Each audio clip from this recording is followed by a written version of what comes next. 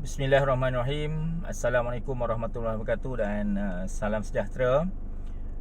Pada pagi ni cikgu nak kongsikan sedikit tip kepada calon-calon SPM 2022. Anak-anak telah pun menduduki ujian amali sains pada minggu lepas. Kemudian pada minggu ini anak-anak akan menduduki ujian bertutur bahasa Melayu. Kemudian pada minggu hadapan ujian bertutur bahasa Inggeris. Pada 16 hari bulan anak-anak akan menduduki ujian mendengar bahasa Melayu. Dan pada 20 hari bulan semua calon SPM seluruh negara akan menduduki ujian bertulis SPM. Jadi pagi ni cikgu nak kongsikan sedikit tip kepada anak-anak. Dalam tempoh 2 minggu sebelum kita menduduki peperiksaan bertulis SPM, apa yang perlu kita buat? Cikgu nak minta anak-anak semasa anak-anak membuat latihan menjawab soalan, anak-anak kena jawab soalan-soalan latihan itu mengikut masa sebenar setiap subjek dalam SPM. Kenapa kita kena ikut masa sebenar? Supaya otak kita terlatih dan dibiasakan dengan masa menjawab soalan SPM yang sebenar. Sebagai contoh katalah kita nak tulis karangan. Jadi anak-anak kena buat latihan karangan ataupun penulisan esei pada pukul 8 hingga pukul 10 pagi. Kenapa? Sebab dalam SPM 8 hingga 10 ialah masa calon-calon menjawab soalan kertas 1 bahasa Melayu. Kalau kita nak buat latihan soalan-soalan kertas 2 bahasa Melayu misalnya, nak jawab soalan morfologi, sintaksis, nak jawab soalan pemahaman, anak-anak kena latih dalam tempoh 2 minggu ini jawab soalan-soalan kertas 2 bahasa Melayu pada pukul 2 hingga pukul 4.30 petang. Kenapa? Sebab dalam SPM, jadual SPM itulah masa untuk semua calon menyelesaikan ataupun menjawab soalan kertas 2 bahasa Melayu. Sama juga dengan subjek-subjek lain. Kalau katalah untuk subjek matematik tambahan, untuk kertas 1 SPM berlangsung pada pukul 8 hingga pukul 10 pagi, maka jawab latihan matematik tambahan pada pukul 8 hingga 10 pagi. Kalau katalah admat kertas 2 berlangsung pada pukul 2 hingga pukul 4 petang, maka jawablah pada pukul 2 hingga pukul 4 petang. Kenapa? Sebab anak-anak perlu latih otak anak-anak, mata anak-anak untuk kekal cergas dan kekal fokus mengikut masa peperiksaan sebenar. Cikgu tak mahu anak-anak jawab soalan pada waktu malam. Misalnya kita buat latihan matematik pada waktu malam, iaitu pukul 8 hingga 10 malam ataupun pukul 10 hingga pukul 12 malam. Ada juga calon yang jawab soalan ataupun membuat latihan pada pukul 2 hingga 4 pagi. Sedangkan dalam SPM, masa peperiksaan tidak berlangsung pada pukul 12 malam, tidak berlangsung pada pukul 2 hingga 4 pagi, berlangsung pada pukul 2 hingga 4 petang. Jadi dalam tempoh 2 minggu ni anak-anak, praktis jawab soalan ikut masa peperiksaan sebenar. Kenapa? Supaya otak kita tidak shutdown pada pukul 2 hingga pukul 4 petang. Kalau kita biasakan pukul 2 hingga pukul 4 petang kita tidur, kita berehat, percayalah dalam SPM sebenar, otak kita, mata kita, fizikal kita akan tidur pada waktu itu.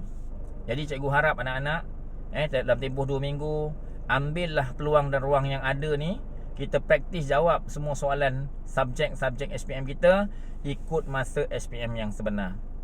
Supaya otak kita kekal cerdas, kekal cergas tubuh badan kita, mata kita pun kekal fokus ikut masa peperiksaan, ikut masa exam.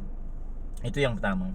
Yang kedua anak-anak, kita masuk peperiksaan ni umpama kita nak pergi berperang.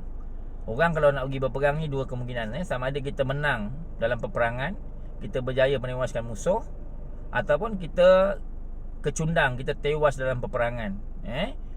Jadi apa yang perlu anak-anak buat sebelum masuk ke medan peperangan, iaitu peperiksaan SPM, jumpalah dengan semua orang.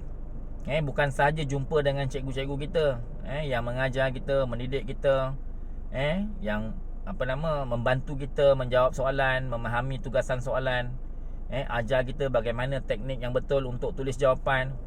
Malah anak-anak kena jumpa dengan semua orang yang membantu kehidupan anak-anak di sekolah. Kalau yang tinggal di sekolah berasrama penuh, anak-anak kena jumpa dengan makcik DS, pakcik, makcik yang kerja di Dewan Makan. Sebab mereka lah yang menyediakan makanan kita. Mereka yang bersegang mata, bangun awal pagi, sediakan makanan, sediakan minuman untuk kita. Jadi kita wajib berterima kasih. Kita jumpa pakcik-makcik Dewan Selera, Dewan Makan kita, Kalau yang anak-anak di sekolah harian boleh jumpa dengan makcik-makcik ataupun kakak-kakak di kantin sekolah kita, minta mereka doakan kita diberikan kesihatan, kita diberikan kefahaman, kita dapat memahami tugasan soalan, kehendak soalan, dan kita boleh kemukakan jawapan yang tepat. Minta mereka doakan. Minta maaf atas semua kesilapan kita, sama ada sengaja ataupun tidak. Kita minta makcik, pakcik dewan makan, kakak-kakak di kantin sekolah, termasuklah pekerja-pekerja yang membersihkan tandas kita, membersihkan bilik tidur kita, membersihkan kelas kita, yang membersihkan surau kita. Kita minta mereka doakan. Kita tak tahu doa siapa yang makbul, doa siapa yang Allah angkat, doa siapa yang Allah zahirkan nanti. Itu tanggungjawab kita sebagai calon, bukan saja dengan ibu bapa, bukan saja dengan guru-guru, malah dengan semua orang yang terlibat dalam kehidupan kita sebagai seorang pelajar, dan apatah lagi kita pada tahun ini menjadi calon SPM. Jadi cikgu minta dua perkara ini. Yang pertama, anak-anak biasakan membuat latihan menjawab soalan mengikut masa peperiksaan SPM yang sebenar, supaya otak kita, mata kita, badan kita kekal cergas dan kekal fokus ikut masa peperiksaan. Dan yang kedua, kita jumpa dengan semua orang, ucap terima kasih atas bantuan mereka yang menguruskan makan minum kita di dewan makan, yang menguruskan asrama kita jika kita pelajar asrama, yang menguruskan kelas kita, yang membersihkan tandas kita. Kita minta mereka doakan supaya kita dapat menjawab soalan dengan baik. Mudah-mudahan anak-anak, kalau kita lakukan dua perkara ini dalam tempoh 2 minggu sebelum SPM sebenar, cikgu yakin anak-anak akan diberikan kemudahan oleh Allah. Anak-anak akan berjaya menjawab soalan dengan baik, dan akhirnya anak-anak mendapat kejayaan yang cemerlang. Jadi itu saja perkongsian tip pada pagi ini. Mudah-mudahan sedikit banyak apa yang cikgu kongsikan dapat membantu anak-anak untuk membuat persediaan yang lebih rapi, dan akhirnya Allah anugerahkan kita kejayaan, bukan saja dalam SPM tetapi kejayaan dalam kehidupan kita. InsyaAllah itu saja. Kalau ada tip-tip penting lain juga akan kongsikan pada sesi ataupun pada siri yang lain. Jadi sehingga kita berjumpa lagi. Assalamualaikum warahmatullahi wabarakatuh. Sekian, kita jumpa lagi.